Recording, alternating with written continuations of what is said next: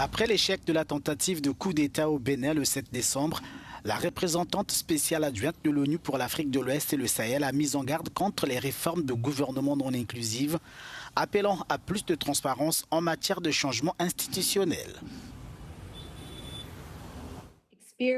L'expérience dans la région montre que les réformes de gouvernance perçues comme excluantes érodent la légitimité et alimentent le mécontentement populaire.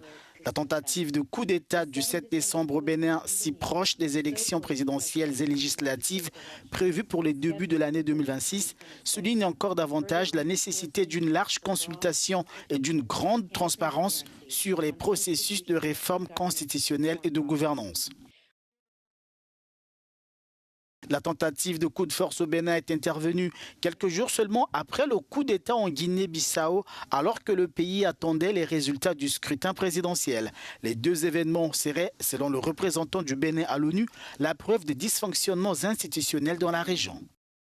Les événements du 7 décembre ne doivent pas être analysés isolément.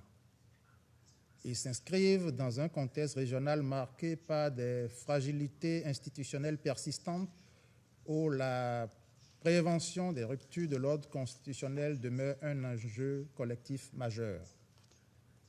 Dans un contexte où certains mécanismes régionaux sont affaiblis ou inopérants, les Nations unies demeurent le cadre multilatéral central permettant de documenter les faits, d'exercer une vigilance collective et de prévenir toute escalade.